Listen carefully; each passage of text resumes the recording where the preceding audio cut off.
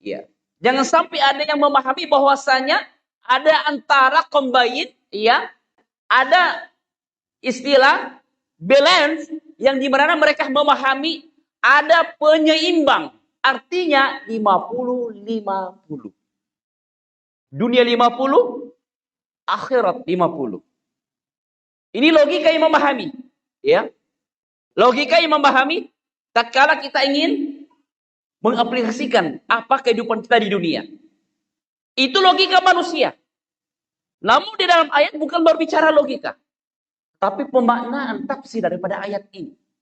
Kalau kita lihat ayatnya wabtagi, berarti Allah betul-betul memerintahkan kepada kita. Bentuk daripada perintah ini, ya, ini berbeda. Yang harus kita pahami.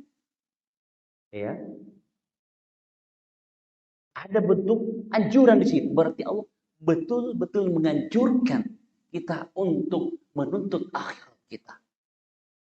Bukan dikatakan, ya, wabtagi, ya, carilah, bersungguh-sungguhlah untuk dunia. Tidak.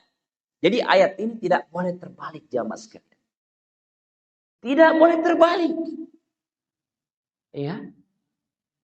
Jadi yang pertama dulu akhirat, kata Allah Subhanahu wa taala.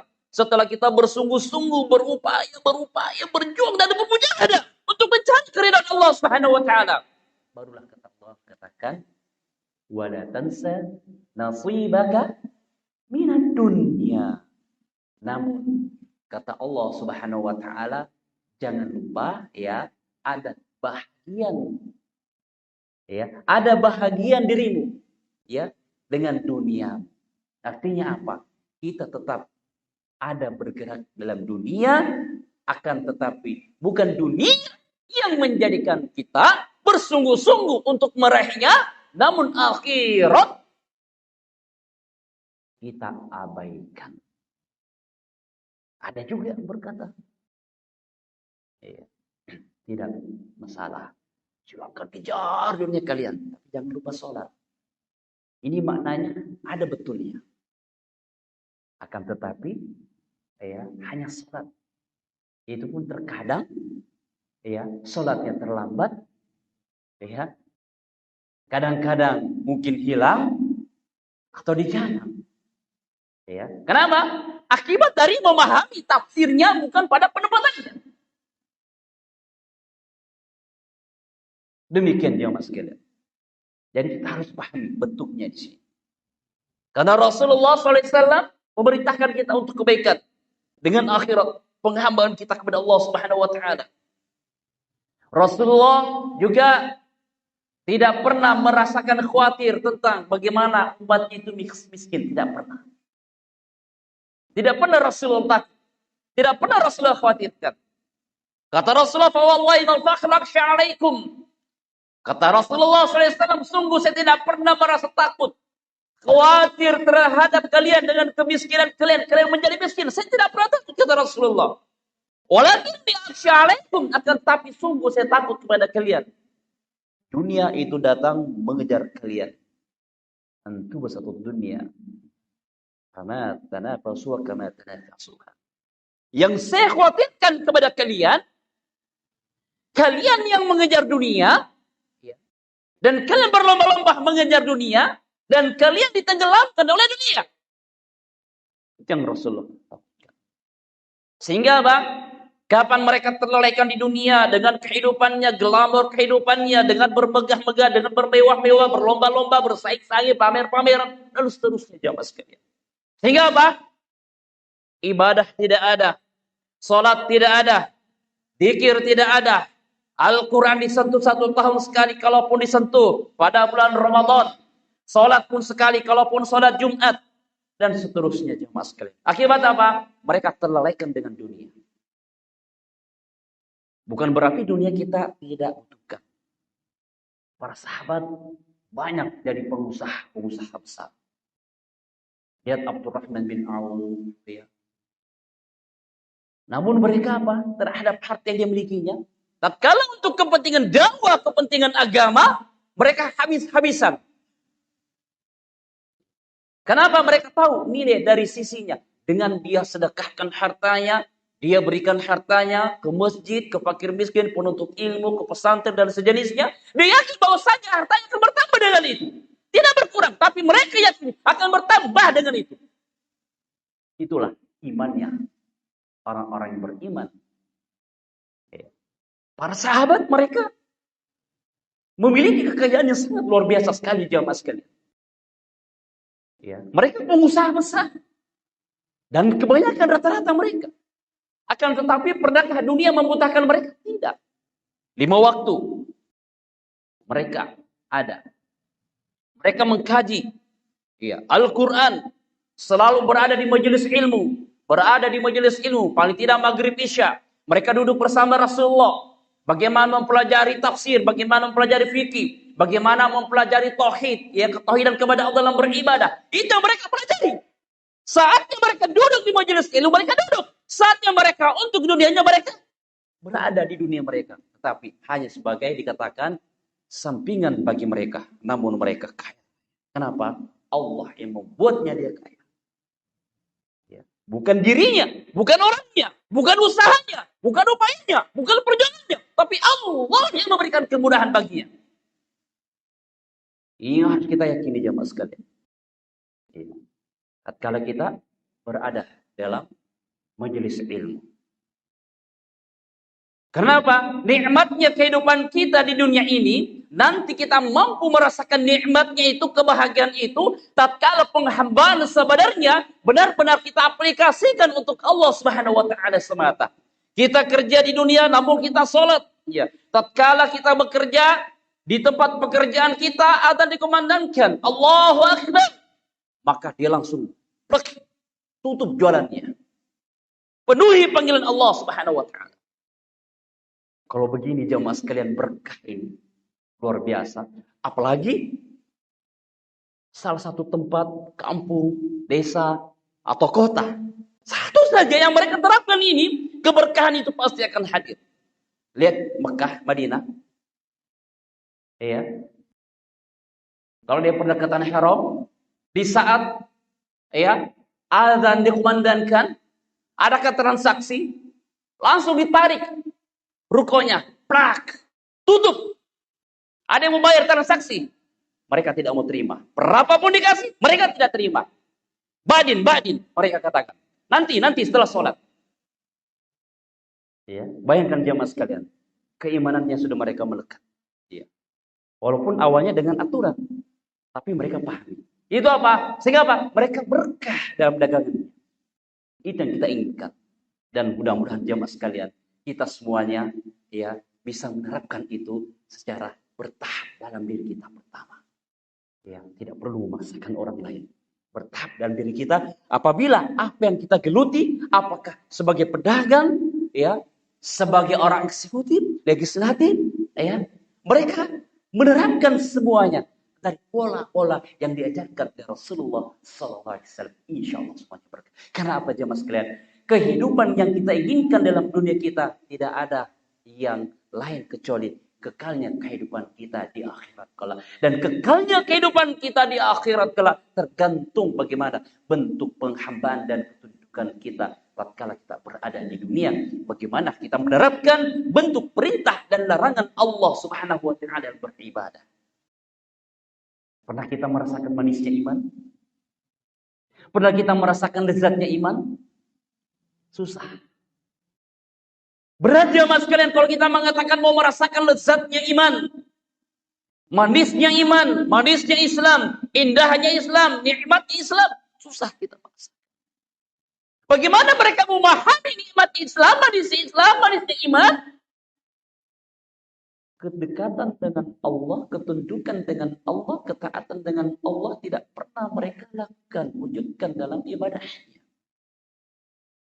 Nikmatnya dunia, lezatnya dunia, nikmatnya dunia, cepat kita rasakan. Pandangan mata, cepat kita rasakan. Apa yang masuk ke tenggorokan kita? Nikmat kita makan, nikmat kita minum. Namun bagaimana merasakan lezatnya iman, nikmatnya Islam? Ini tidak bisa terwujud jamaah sekalian. Tidak bisa terwujud sebelum kita benar-benar mengaplikasikan bentuk kecintaan kita kepada Allah di dalam beribadah. Tidak bisa kita raih sebelum kita betul-betul menyatakan kecintaan kita kepada Allah dalam beribadah. Salasun man kunna fihi wajada halawatul iman ayyakun Allah habba lillahi wa rasul. Ada 3 perkara yang kita sebutkan.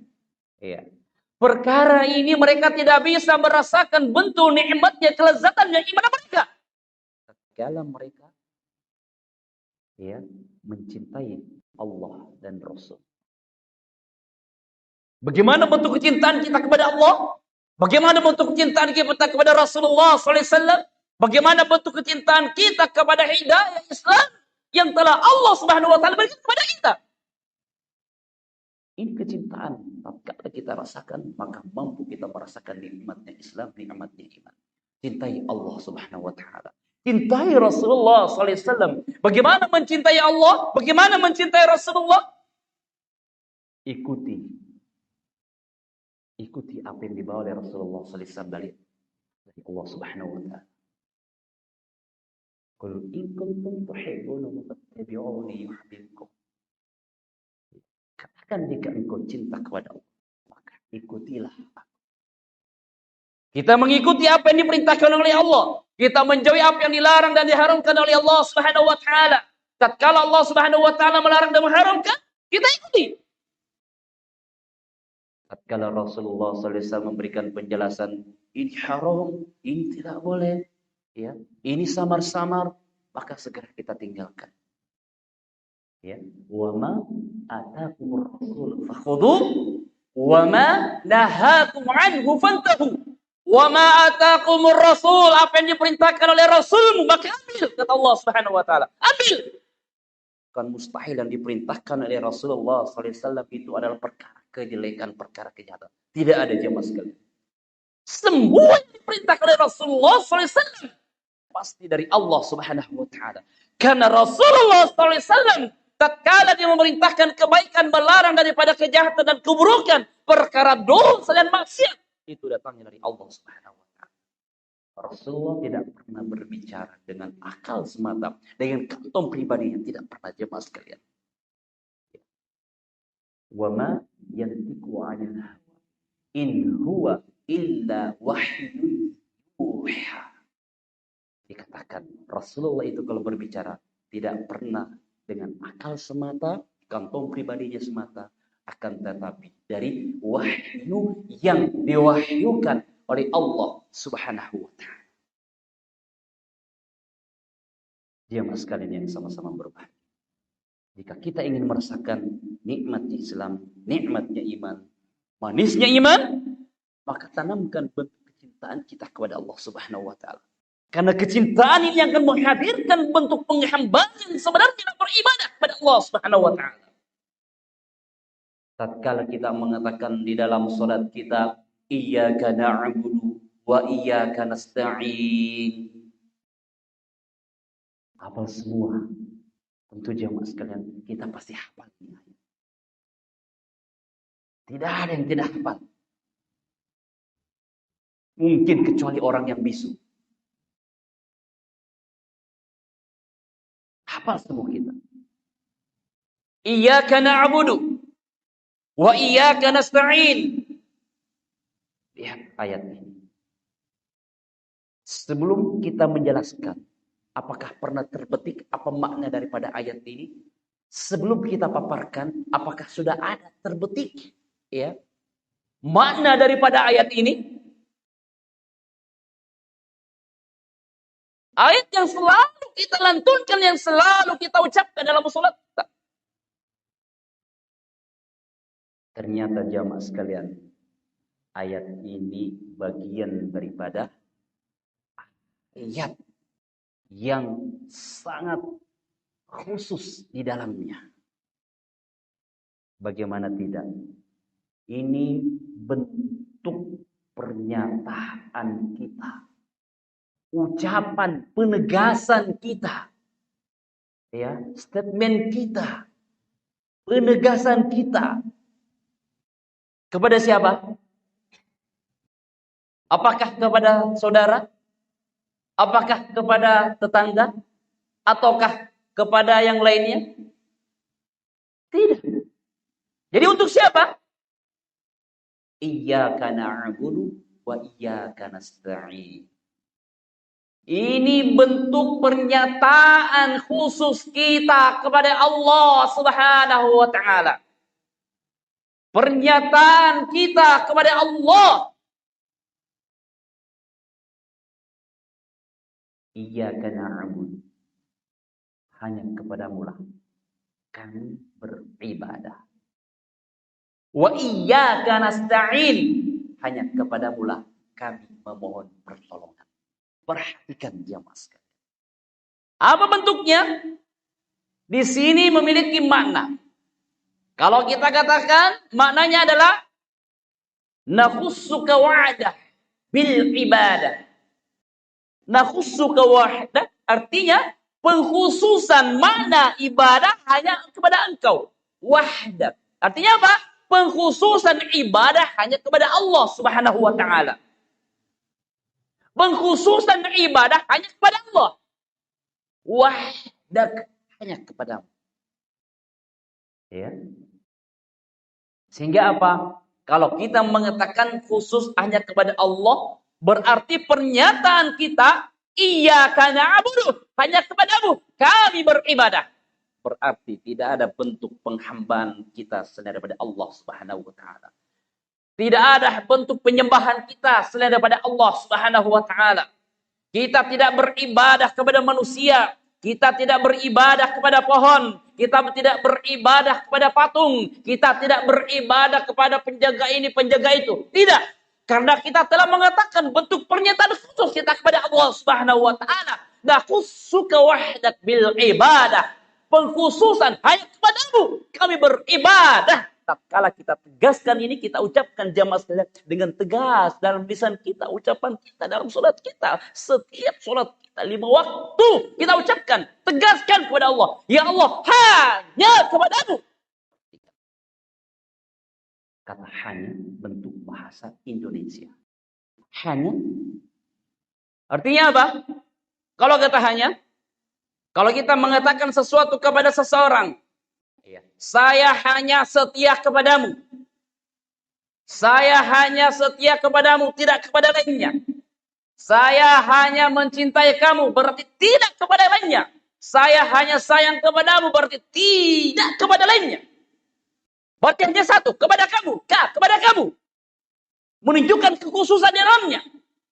Itu kalau bentuk pernyataan manusia kepada makhluk. Ini bagaimana jemaah sekalian? Bentuk pernyataan khusus kita kepada Allah Subhanahu wa taala. Yang dulunya kita ucapkan iyyaka na'budu, iyyaka na'budu, mungkin kita tidak memahami maknanya, maka pahami jemaah sekalian. Iyyaka na'budu berarti kita mengkhususkan itu hanya untuk Allah Subhanahu wa taala. Berarti hanya kepadamu, berarti tidak ada bentuk penyembahan, penghambaan, pengibadahan kita selain daripada Allah Subhanahu wa taala. Kalau kita katakan seperti itu, berarti tidak ada tempat menyembah selain pada Allah Subhanahu wa taala. Kemudian kita katakan lagi, wa iyyaka nasta'in. Wa iyyaka nasta'in, hanya kepadamu lah kami memohon pertolongan. Bentuk pertolongan tergabungkan dalam satu makna antara ibadah wal isti'anah. Antara ibadah dan isti'anah, penghambaan kepada Allah Subhanahu wa taala beribadah dan bentuk permohonan kepada Allah Subhanahu wa taala dan permintaan kita. Penghambaan kepada Allah Subhanahu wa taala dikhususkan haknya untuk Allah Subhanahu wa taala. Berarti apa? Mendahulukan khusus untuk Allah Subhanahu wa taala. Adapun isti'anah berarti ini untuk makhluknya, kita yang meminta kepada Allah Subhanahu wa taala. Kita katakan wa iyyaka nasta'in, hanya kepadamu lah kami meminta dan memohon pertolongan. Berarti yang menginginkan pertolongan adalah makhluk dan Allah yang memberikan pertolongan tersebut, bukan makhluk yang memberikan pertolongan kepada Allah Subhanahu wa taala. Bentuk permohonan seorang hamba berarti tidak ada bentuk permintaan permohonan kita selain daripada Allah Subhanahu wa taala. Begitu juga ibadah kita berarti ibadah hanya kepada Allah Subhanahu wa taala, tidak ada kesyirikan di dalamnya. Dalam melakukan ibadah penghambaan sebenarnya kita kepada Allah Subhanahu wa taala. Kan apa jamaah sekalian? Isti'anah permohonan itu Iya, atau ibadah itu jelas dikatakan. Iya. Ismun jami'un. Iya. Likulli lima yuhibbuhullah wa yarda min al-a'mal adh-dhahirah wal batinah. Sebagian yang disebutkan Ibnu Taimiyah rahimahullah. Ibadah itu adalah satu rangkaian yang meliputi semua daripada melingkup dari semua seluruh yang dicintai dan diridhai oleh Allah Subhanahu wa taala. Itulah ibadah. Yang tidak dicintai oleh Allah, yang tidak diridhai oleh Allah Subhanahu wa taala, maka bukan rangkaian daripada ibadah. Apa itu? Mencakup dari amalan dan perbuatan kita. Al-zahirah, yang nampak, wal batinah, dan yang tersembunyi dalam hati kita akan juga diketahui oleh Allah Subhanahu wa taala mana yang buruk dan mana yang bersih. Oleh karena itu jemaah sekalian, ibadah benar-benar sesuatu yang dicintai oleh Allah Subhanahu wa taala. Adapun yang namanya permohonan kita isti'anah adalah al-i'timad 'ala Allah. Al-i'timad 'ala Allah. Artinya penyandaran kita dalam beribadah hanya untuk Allah Subhanahu wa taala. Untuk apa? Fi jalabil manafi', untuk meraih kebaikan, keberkahan dan kemuliaan dari Allah Subhanahu wa taala. Dan menolak dari segala apa yang dilarang atau sesuatu yang buruk. Kita hanya mengharap kebaikan dari Allah Subhanahu wa taala. Itu isti'anah.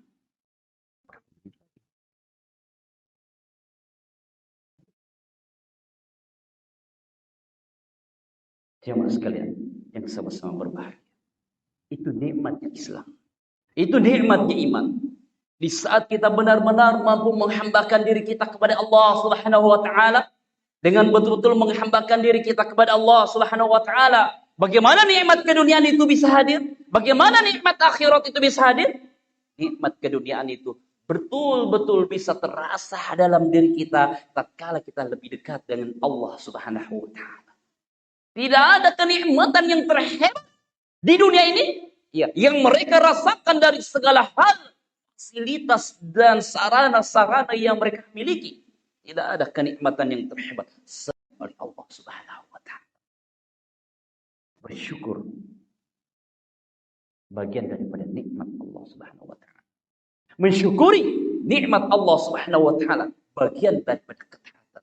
Mensyukuri nikmat Allah Subhanahu wa taala bagian daripada kecintaan kita kepada Allah Subhanahu wa taala. Tatkala kita mengatakan alhamdulillah Allah memberikan nikmat kita dengan dunia ini, maka kita mengatakan alhamdulillah, puji syukur hanya untuk Allah Subhanahu wa taala. Oleh karena itu, dengan mensyukuri nikmat Allah Subhanahu wa taala, maka kita mampu menghambakan diri kita yang sebenarnya. Karena tatkala kita mensyukur nikmat Allah Subhanahu wa taala, maka dikatakan as-sana'u 'ala Allah. Kita memuji dan membesarkan Allah Subhanahu wa taala terhadap apa yang Allah berikan kepada kita. Ibnu Qayyim rahimahullah berkata tentang nikmat kala kita dianugerahkan nikmat. As-sana'u 'ala an-ni'am wa mahabbatu wal istiqamah wal amal wal istiqamah.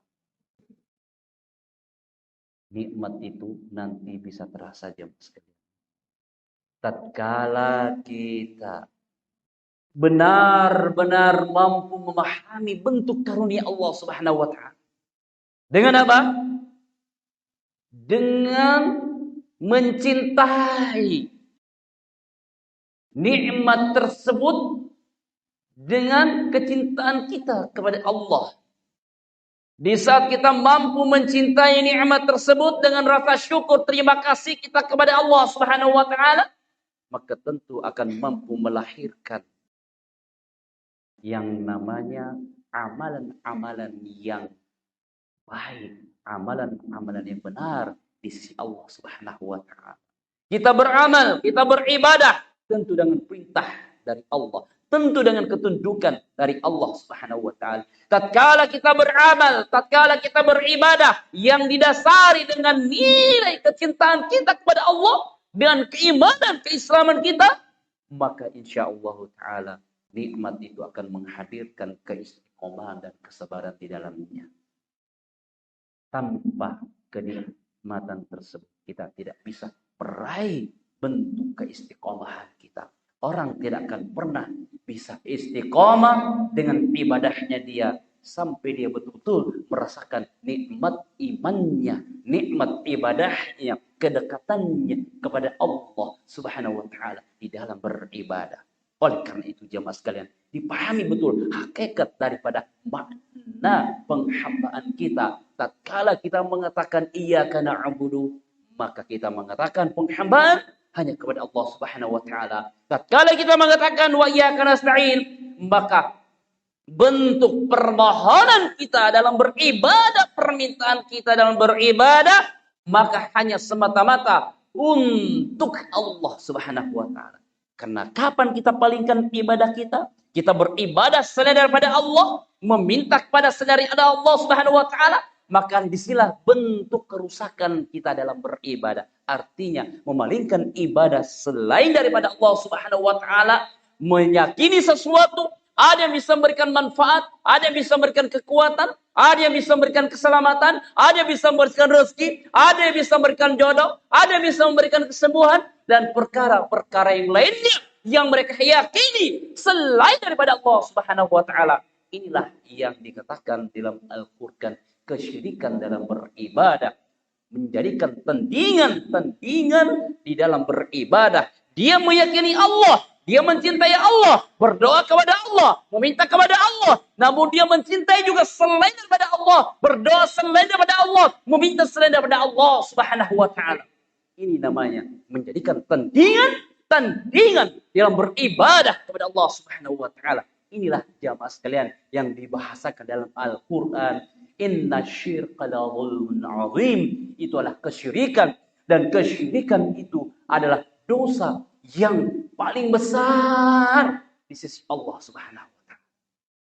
Ini yang kita khawatirkan jemaah sekalian. Ini yang kita khawatirkan, jangan sampai kita masuk tergolong dari orang-orang yang melakukan kesyirikan. Bayangkan jemaah sekalian, kita melihat perjuangan utusan Nabi dan Rasul Allah Subhanahu wa taala ke permukaan bumi ini. Kita lihat mereka, untuk apa mereka diutus ke dunia ini? Seluruh Nabi dan Rasul Allah Subhanahu wa taala diutus ke permukaan bumi ini. Hanya itu satu misinya. Hanya satu misinya. Hanya satu tujuannya. Yang diperintahkan oleh Allah Subhanahu wa taala. Tatkala Allah Subhanahu wa taala menurunkan mereka ke dunia ini kepada setiap umatnya. Walaqad ba'atsna fi kulli ummatin rasula an i'budullaha wajtanibut taghut. Kata Allah Subhanahu wa taala, walaqad ba'atsna, sungguh kami telah mengutus kepada setiap umat ini seorang rasul. Telah mengutus kepada setiap umat ini seorang nabi dan rasul. Untuk apa mereka diutus? Seperti di suatu kenegaraan kita, mengutus suatu utusan, ada delegasi dari negara satu ke negara lainnya. Untuk apa mereka diutus? Tentu ada visi dan misinya. Dari apa yang disuruhkan oleh penyuruhnya. Nabi dan Rasul Allah Subhanahu wa taala memiliki visi dan misi dalam utusan mereka dari Allah Subhanahu wa taala, dan yang mengutus mereka itu adalah Allah Subhanahu wa taala, Rabb kita yang kita sembah. Rabbi wal murabbi adalah Rabb al-ma'luh al-ma'bud, yang ditunggalkan dalam beribadah, yang kita esakan hanya Allah Subhanahu wa taala dalam penghambaan kita. Itu yang mengutus Nabi dan Rasul Allah Subhanahu wa taala. Apa tujuannya jamaah sekalian? Ubudullah. Kata Allah Subhanahu wa taala, perintahkan mereka pada seluruh umat ini, seluruh manusia ini, ubudullah, sembah Allah Subhanahu wa taala saja. Sembah ubudullah, sembah Allah Subhanahu wa taala saja. Setelah Allah memerintahkan ini visi dan misinya. Setelah Allah memerintahkan kepada Nabi dan Rasulnya, sembah Allah Subhanahu wa taala saja. Kemudian Allah kembali menguatkan lawan daripada ini, yakni wajtanibut taghut, dan suruh mereka jauhi, tinggalkan togut-togut, sesuatu yang mereka yakini, yang mereka sembah, yang mereka yakini bisa memberikan manfaat, bisa memberikan kebaikan, bisa memberikan rezeki, bisa memberikan keselamatan, bisa memberikan keamanan, bisa memberikan jodoh, bisa memberikan kesehatan. Kata Allah Subhanahu wa taala, ajarkan kepada mereka agar mereka tinggalkan dari bentuk togut-togut ini. Itulah jemaah sekalian, visi dan misi yang diutus dari seluruh nabi dan rasul Allah Subhanahu wa taala, agar mereka senantiasa beribadah hanya kepada Allah Subhanahu wa taala sebagaimana Allah perintahkan kepada kita semua jemaah sekalian. Wa ma khalaqtul jinna wal insa illa liya'budun, dan tidaklah aku ciptakan jin dan manusia kecuali hanya untuk beribadah kepadaku semata. Itulah jemaah sekalian, nikmatnya dari kehidupan kita di dunia ini, maka itu akan nampak dan terasa nikmat tatkala kita bisa merasakan nikmat dan manisnya iman dengan kedekatan kita kepada Allah dalam beribadah dan dalam mempelajari agama Allah Subhanahu wa taala. Mungkin hanya ini jemaah sekalian dapat kami sampaikan. Mudah-mudahan kita semuanya senantiasa diberikan kekuatan, kekokohan, kesabaran dan keistiqomahan dan keberkahan dalam ibadah kita. Mohon maaf atas segala kekurangannya. Jika ada yang salah tidak dari syaitan, dan jika ada benarnya maka itu semata-mata hanya datangnya dari Allah Subhanahu wa taala. Mohon maaf atas segalanya. Subhanakallahumma bihamdik asyhadu an la ilaha illa anta astaghfiruka wa atubu ilaik. Ila akhir da'wana alhamdulillahirabbil alamin. Assalamualaikum warahmatullahi wabarakatuh.